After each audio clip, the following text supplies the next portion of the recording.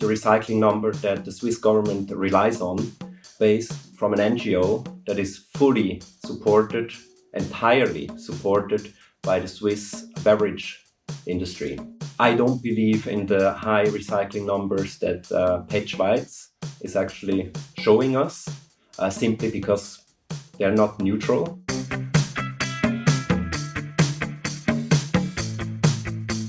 Welcome to the Swisspreneur Show, a podcast about startup stories and learnings from experienced entrepreneurs. Here's your host, Sylvan.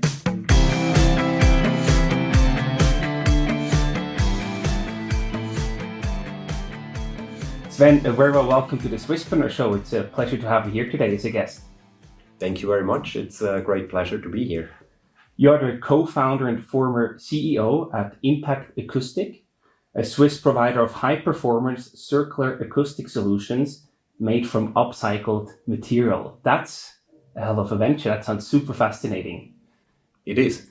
Let's jump right in with your personal background. You finished your studies in international hotel management, and then you spent the better part of the 2000s working in Asia, the Philippines, China, Malaysia. So what prompted the change of scenery and location for you? It was quite an accident because I started after École Hôtelière de Lausanne. I started as a sandwich maker in the UK. So for 6 months, I was working at Pret à Manger. So the idea was to bring the chain to Switzerland. Unfortunately, it didn't work out. I didn't find a location or no one that trusted a freshly graduated student to find or open a location in Paradeplatz. Mm-hmm. So I was a little bit lost in between, and a very good friend of mine was working for DKSH in the Philippines in a really, really cool management trainee program. And he managed that I got an interview. So it was really head over heels, within 24 hours after he called me, I really just jumped on the next airplane and that's how I landed in the Philippines. So it's not planned at all. That sounds like a really adventurous start, basically. How did this period shape you? What did it change? What did you take away from it? Working in Asia is quite different, at least 15 years ago, 20 years ago. It was quite different than Europe. I think any traveling and experience abroad changes yourself, opens your horizons, and learning and accepting different cultures was definitely a great experience. And then in 2012, you decided to come back to Switzerland. What made you want to come back home? I didn't really want to come back home. It was an accident again, but I was working for PDM International at the time. And my former boss, he had a very, very hard accident. So he was in coma for 6 months. And at that time, I took over the lead of the company or of the office in the Philippines. And when he came back after 6 months, he was still he couldn't lead the company still. We had a very close friendship as well. But when he came back and when he saw that I basically took over his job, there was some traction. And I then decided to go back home. It would be time to go back home. My parents had also a certain age. And then I actually applied at Pfister. So they had this interior fit out. That's what I thought it would be, a company. And our idea, Jeff's and my idea, was that we actually start a design branch of Pfister. So we can actually do this so-called design and build company that was at that time not very common in Switzerland or not common at all. Mm-hmm. That's how I got back to Switzerland. Amazing. I didn't regret it. We can tell now. And, you're also an entrepreneur today. You already showed entrepreneurial tendencies back then to, start what you just described with Jeff, your later co-founder. Where does your entrepreneurial drive come from? Did you have any role models or someone who inspired you to become an entrepreneur? No, I think it was, I grew up in an entrepreneurial family. One side of my parents, they had restaurants, and the other side, like technical services here in Switzerland. So it was clear, like from the beginning, I was not very good employee. I have to say that. So I was all like the entrepreneurial spirit, like shook through quite a few of my former employers. So I'm not very easy to control. I calmed down. Obviously, I learned over time, so I got a lot more quiet. And before I say or make decisions, I take a step back, and sometimes I even sleep over it. So I mean, the entrepreneurial thing was not a sudden development. It was basically running in your DNA, so to speak, right? Yeah. To a certain degree.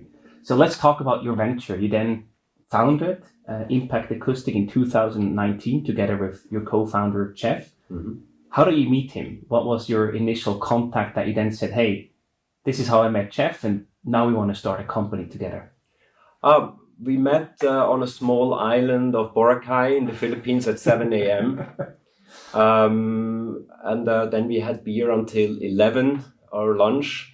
So that's how we met. I was at the time working in Shanghai. Also, by the way, like having a startup, Ilolist.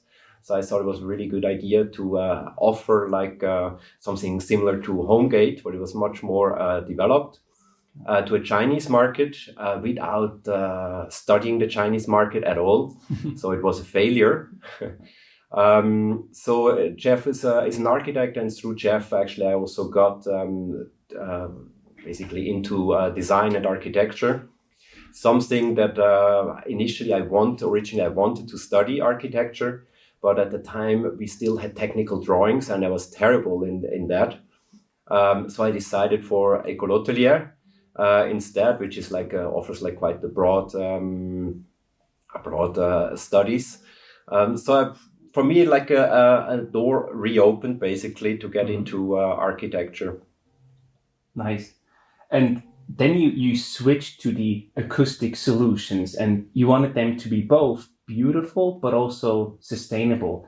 When did this topic, the combination of both aesthetics and sustainability, really caught your interest? The driver was sustainability. So back in when I was working in business development for design firms in Asia, we already had multinationals. We were catering mostly to multinational companies. And the sustainability story just started to rise.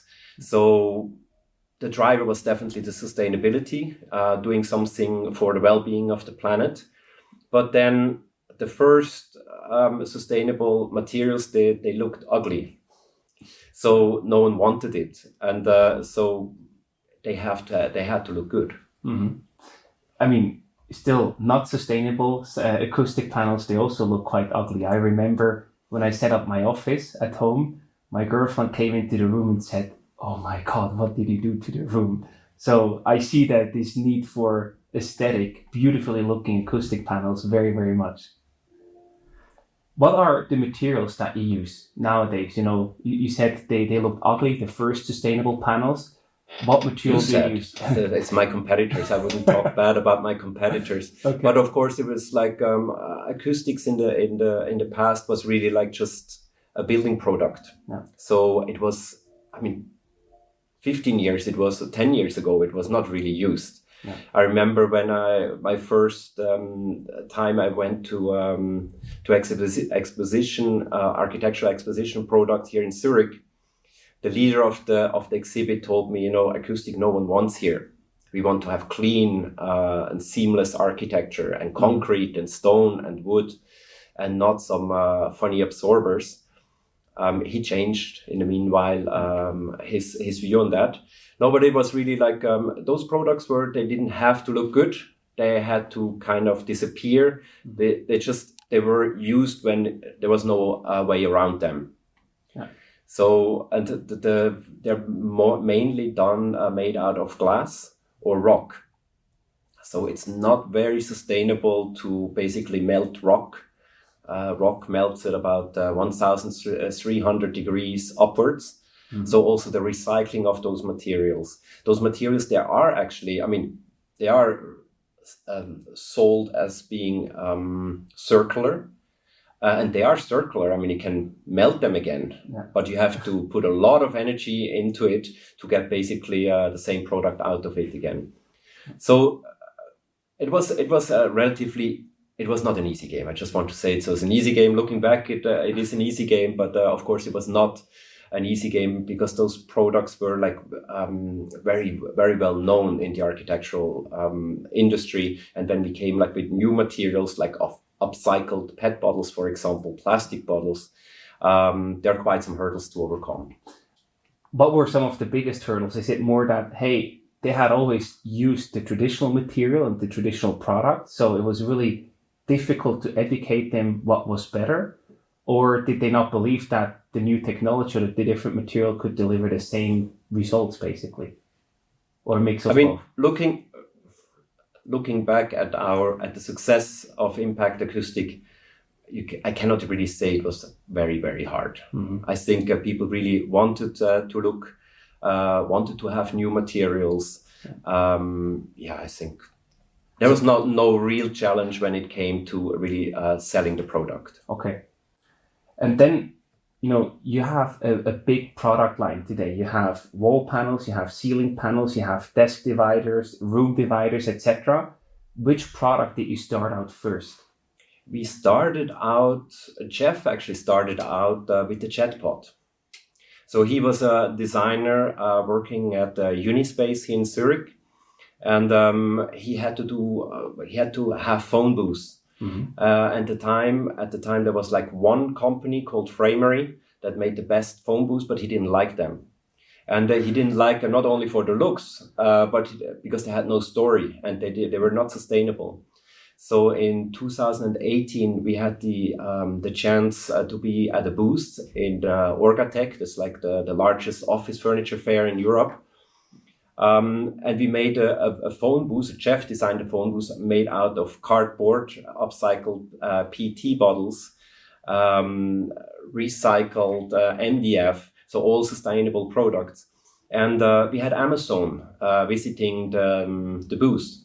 And after the fair, we had a request for 1,000 pieces a year. And we had to basically submit the costs or the offer by 15th of December 2018. At that time, we had absolutely no idea how much that would cost to produce. So it was really a good calculation. I always did the economic part of it. Jeff is more on the design side. So I got more or less a spot on calculation.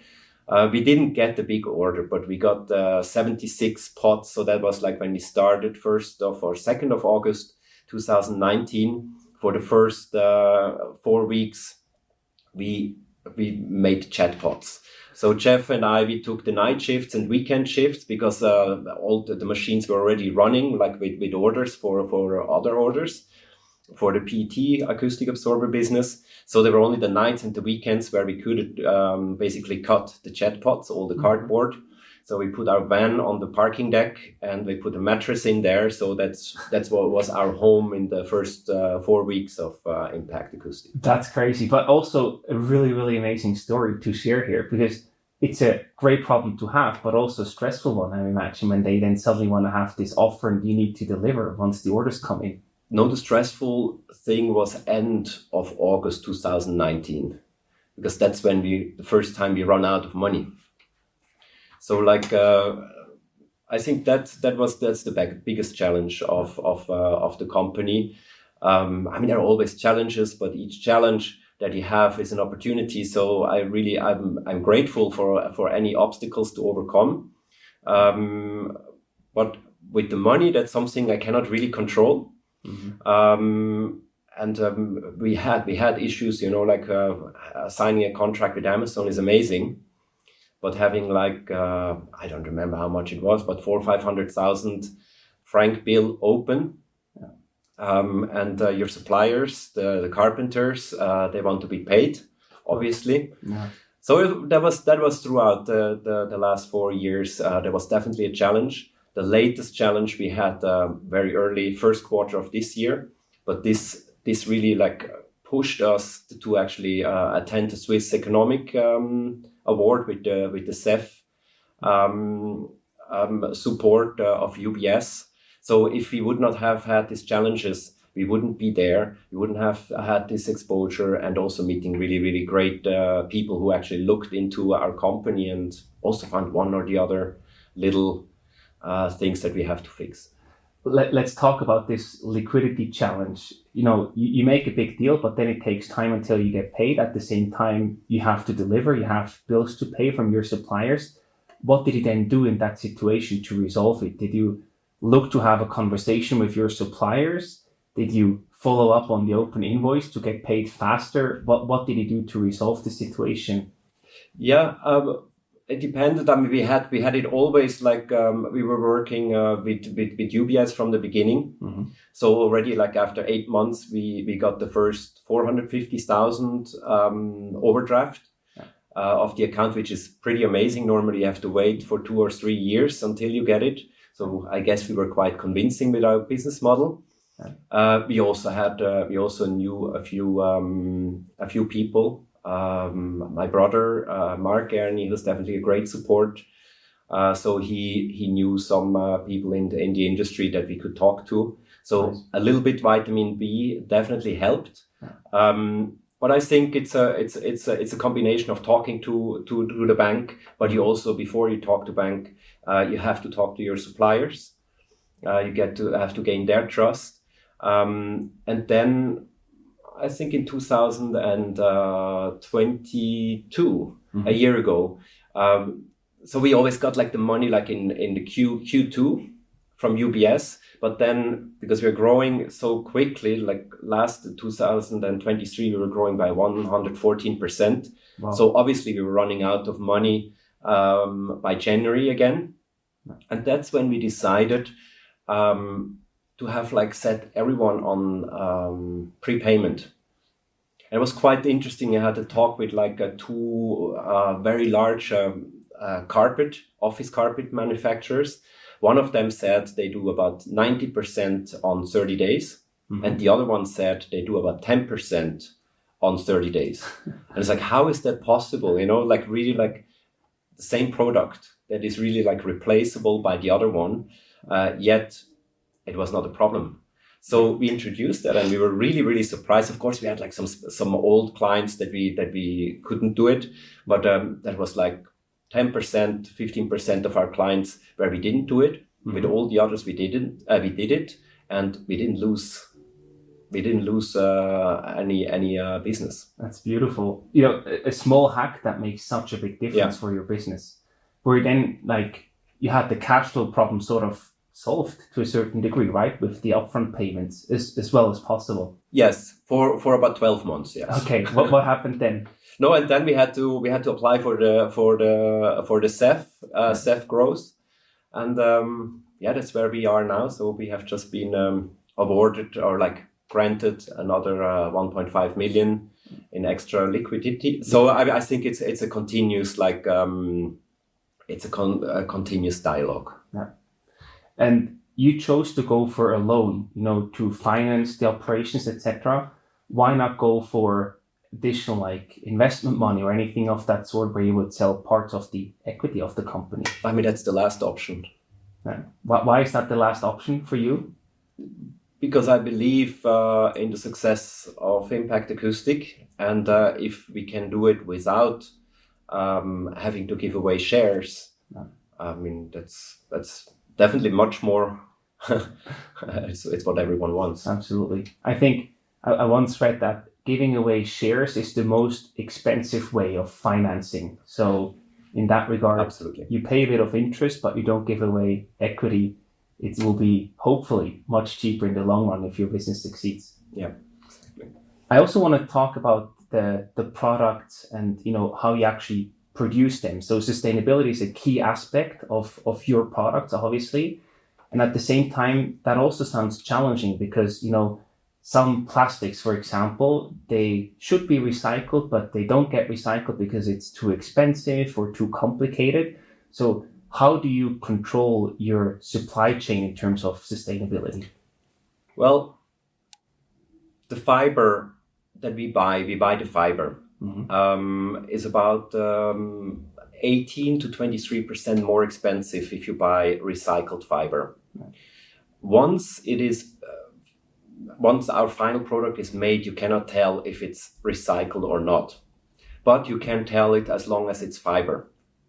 So we are the only acoustic manufacturer in the PET business that actually has a certification by a third party that we have the recycled fiber content.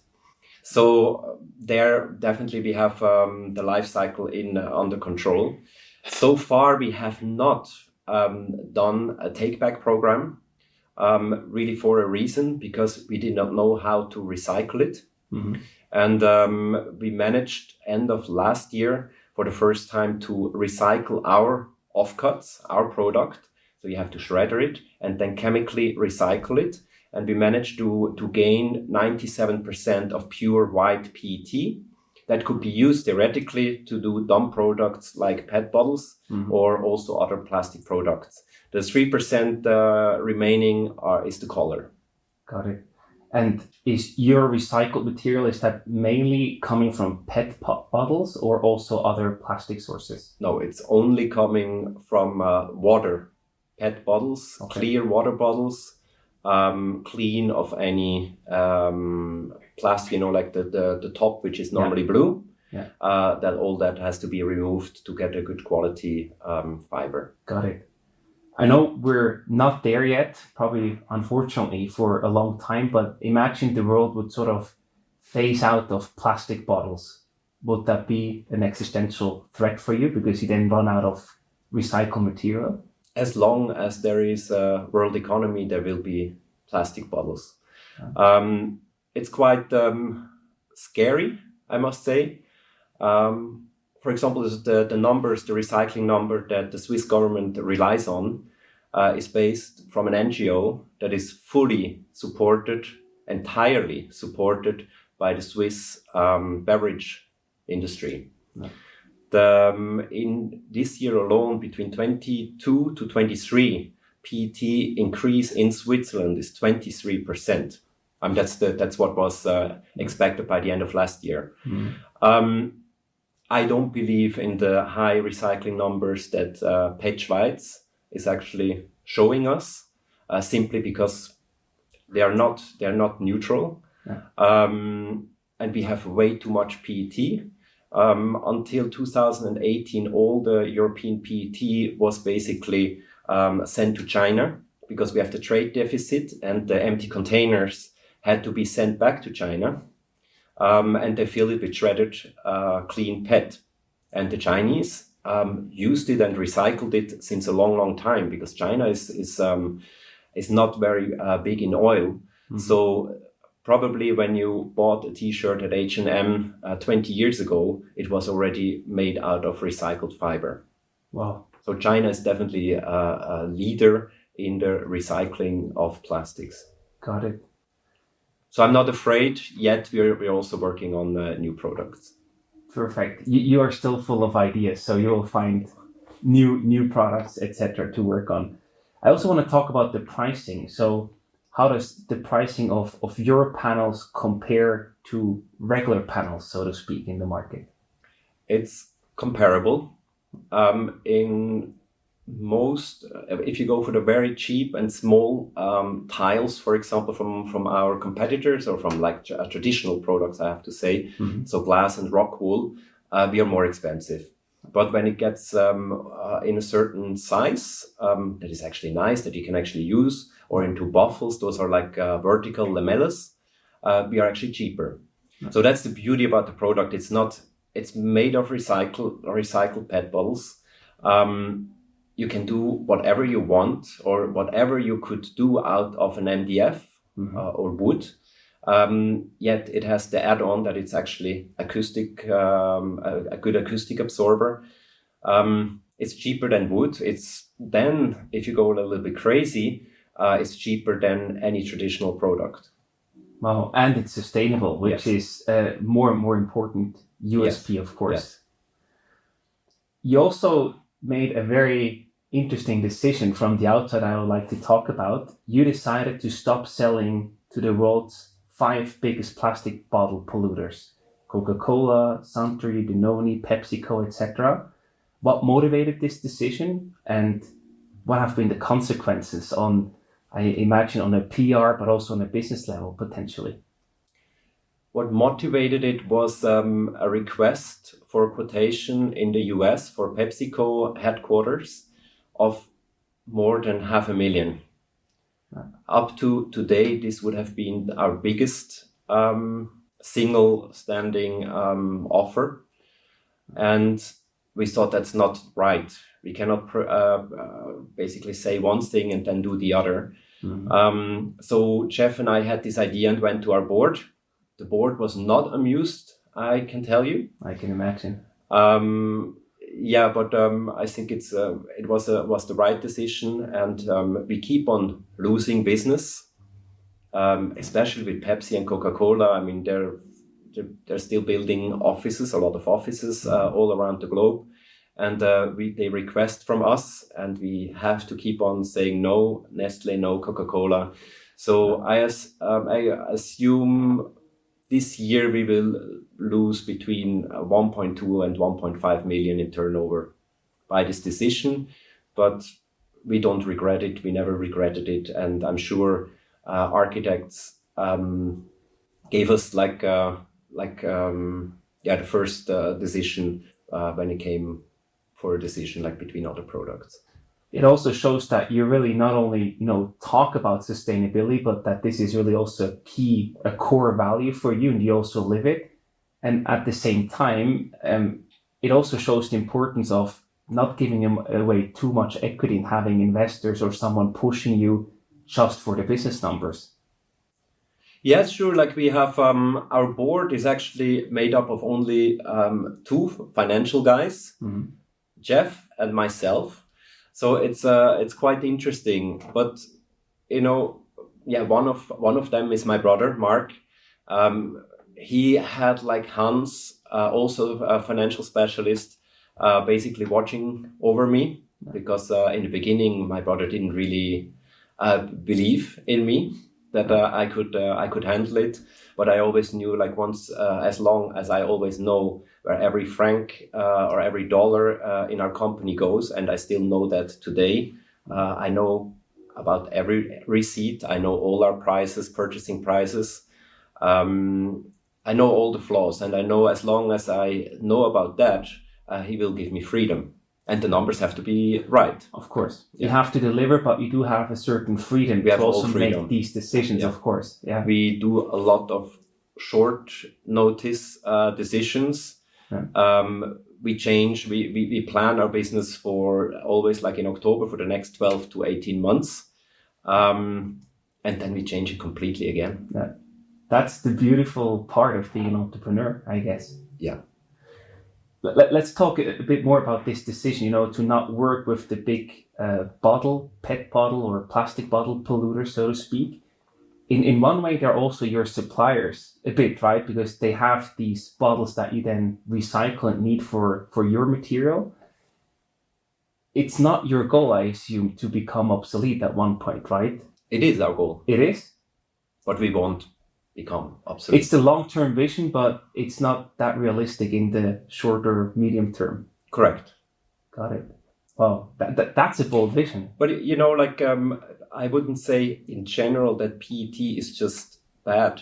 I mean, the idea of PET was absolutely good.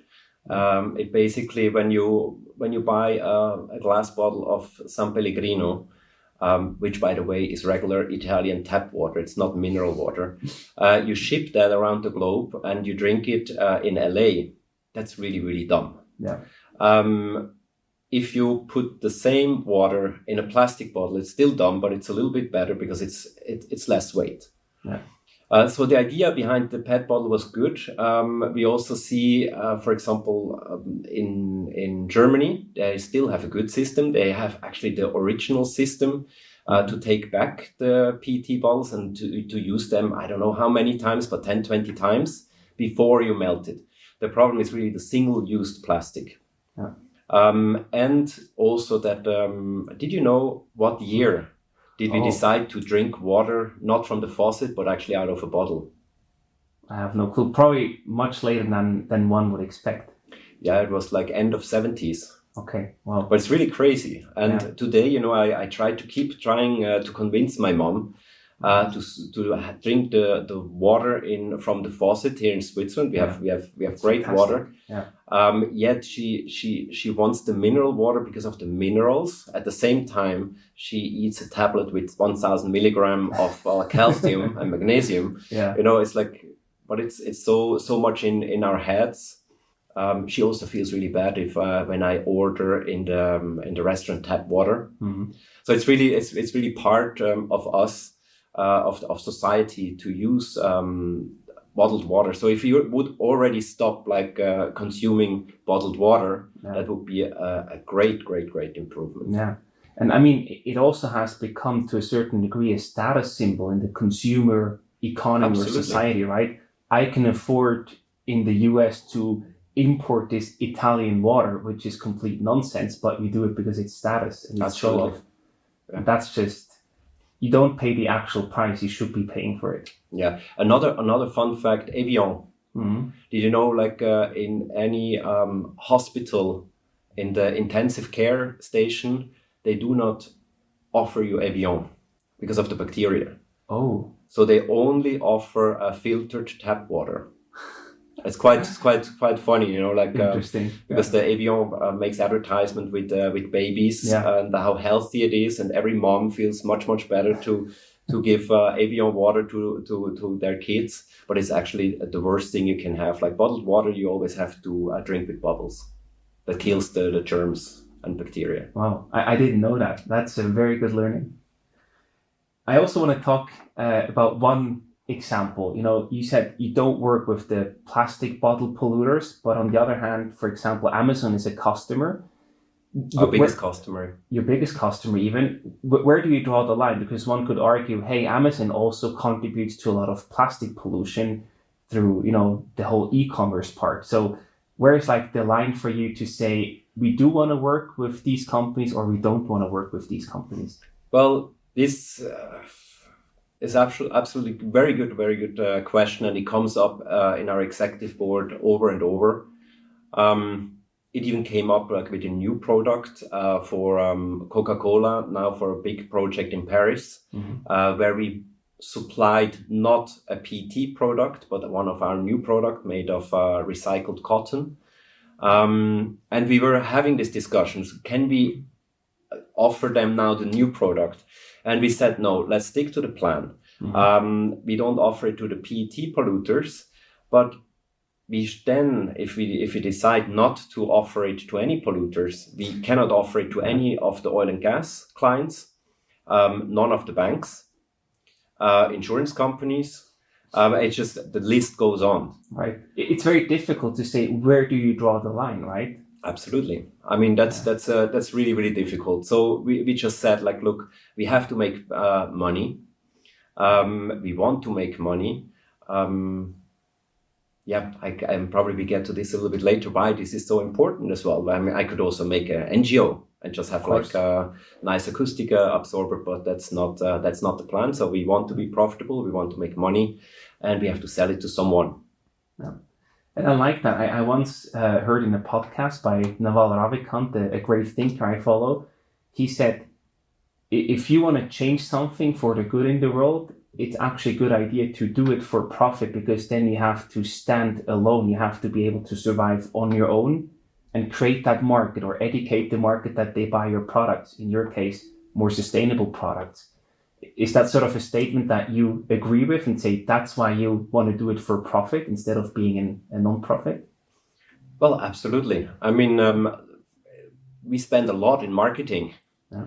And I think the biggest, we cannot change the world by upcycling some PET bottles. Even we upcycle it by now about close to 40 million a year. This 40 million is only 1 minute of how much PET bottles the world consumes every minute. So it's nothing, we cannot solve those problems, but what we can help is to spread the word. Yeah. And that's much more important than what we do in our daily business. Is there also, once you make some profits with your company, you have also more options, I would say, to change or to put money into other projects or into R&D. Exactly. I mean, that's exactly what we have been doing, and that's why we can launch new products this year as well that are not made of PET. And I love that because, sometimes you hear that companies shouldn't make profits. This is a bad thing because they always want more and more and more. But you seem to have a very good idea where you want to go. And if you make money with your business where you put it, to then have an even bigger and greater impact. So in that sense, making profits is actually a very, very good thing. Absolutely.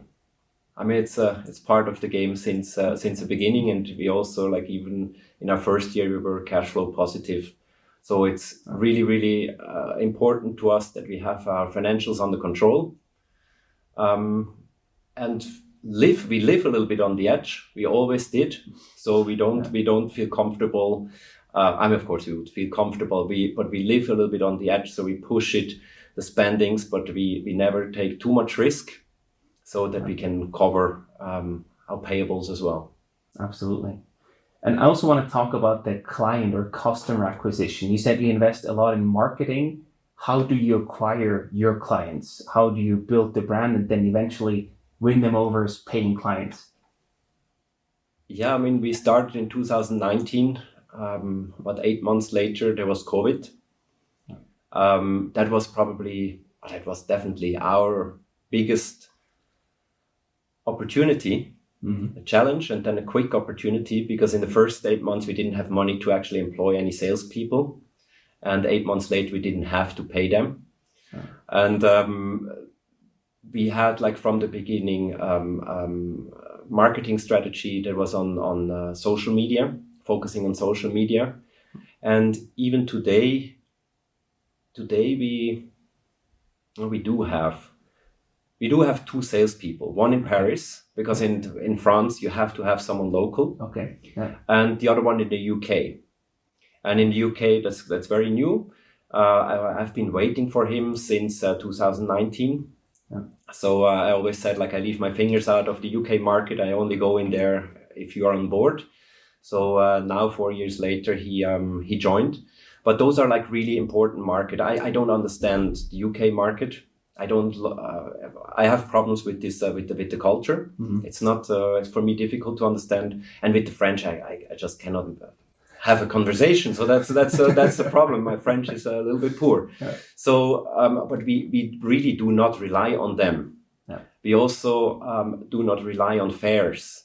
We just go to fairs to show up, because we felt, especially in the industry of resellers, sometimes it seems a little bit arrogant to say, like, oh no, we don't need to go there. Yeah.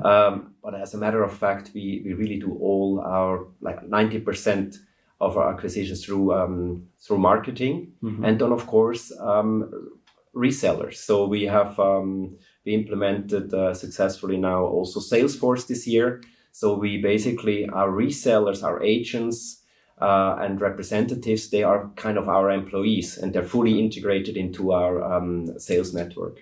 Amazing. But if I understood that correctly, due to your marketing activities, you basically create a lot of inbound interest, plus the resellers, that's like 90% of your revenue.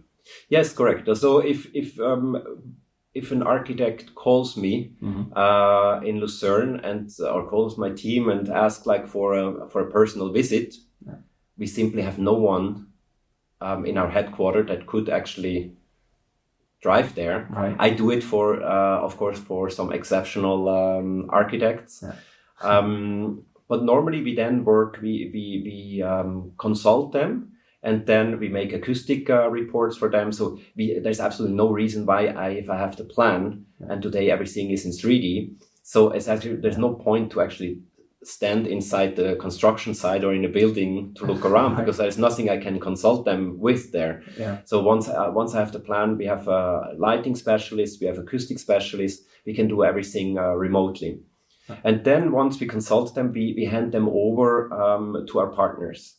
They will then go and take site measurements and manage the project and place the order with us. Nice. So in that regard, you are very lean in terms of your setup. Very, very lean. I mean, it's also, we had the chance last year. Jeff, he's Filipino. I was always looking for a reason to go back to the Philippines. I love to work with Filipinos. And so we decided that we open a service center. And today we are as far that we only have like the team leaders. For example, in logistics, the team leader is here in Switzerland, but the entire support staff is in the Philippines. So we employ now more people in the Philippines than in Switzerland. And the truck that picks up our goods in Lucerne and sends them to Basel, for example, or to Berlin, is organized out of the Philippines. Amazing. Everything, like we have 27 architects in the Philippines. Wow. We will now launch in September the first 24-hour support center. So in all the time zones around the globe, we are available to talk to someone from Impact Acoustic around the clock. And I think these are the things we really invest into service, which we could not sustain if we have to employ everyone from Switzerland. Yeah.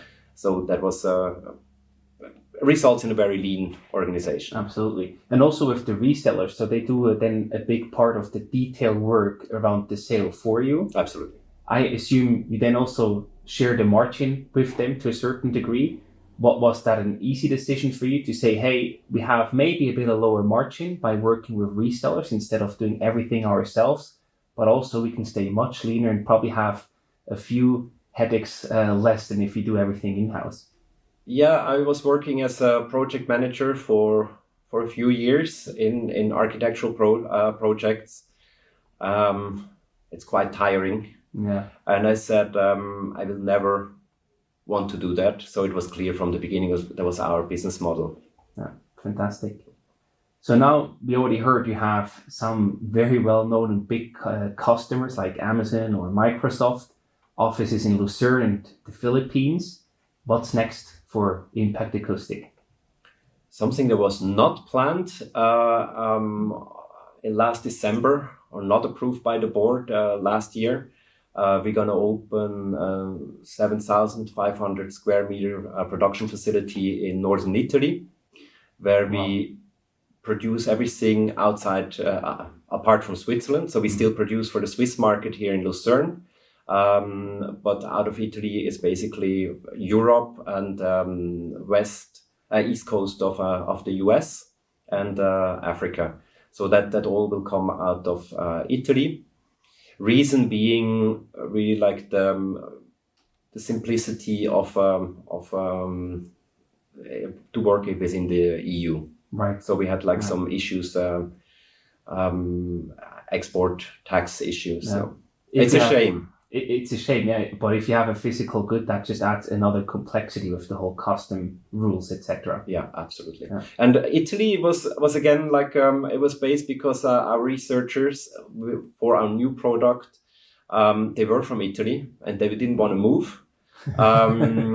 I didn't want to go to France. I didn't want to go to Germany. Germany is just not so cool for design. Well, design doesn't seem exactly like the perfect fit for that. Italy, I mean, we are already struggling a little bit with the bureaucracy of Italy, but I think that's we have already experience from the Philippines, so that's all like obstacles to overcome again. It's close to Switzerland, yeah. And Sven, what is next for you personally? Next, we're soon starting to build our yacht. It's a sail yacht, a solar sail yacht. Wow. So that will take 2 years. So it's really like it's really a project. Yeah. So I want to know everything about sailing. I'm not a sailor. Not yet. No. I hope I'm not getting seasick. Yeah. But it's really like, it's something that I always had in mind, that I always wanted to do. It's a project. I want to know everything about solar energy, about electric engines. That's the next big project. Amazing. That sounds really exciting. To wrap up the conversation today, we have also prepared some rapid fire questions for you. I'm going to give you a short question and you can answer ideally in one sentence. If you need a bit more, it's also fine. You ready? Mm-hmm. Yeah. What is your favorite product from your own product lines at Impact Acoustic? The next product. What's a sound that relaxes you? Anything that has to do with water. Oh, nice. I like that. When you graduated college, did you imagine you were going to be an entrepreneur? Yes. It's in your DNA, as you heard. Yes. What's your favorite thing about being an entrepreneur then? I cannot even say that, but I know that I'm not a very good employee. Yeah, that's also a statement. And the last one for you today, what's your dream? My dream, I was asked this question 20 years ago on a small island by an old guy who made like 2 bracelets a day and sold it to tourists. And he only sold 2 bracelets and made 2 bracelets because that's all he needed to live. Mm-hmm. And he asked me, I was fascinated about this because I saw this, we always need more. Right. But he said like he has a mango tree. And he needs some bracelets to buy beer in the evening. 1 beer, for sunset. And he did some yoga on the beach.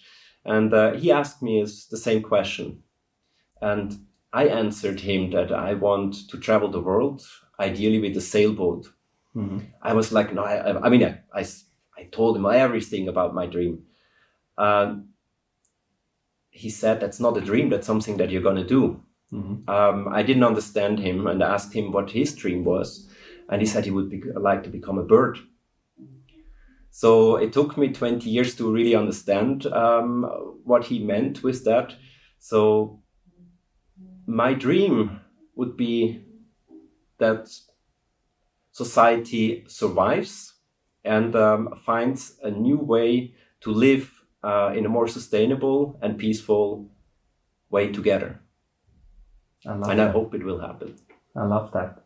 I think that's a wonderful story to end the episode today. Sven, thank you so much for coming on the show. Lots of success and all the best for the future. Thank you very much.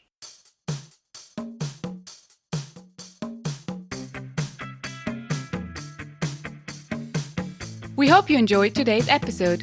If you did, you can support us by rating our show on Apple Podcasts. This way, we can reach an ever-growing number of aspiring entrepreneurs.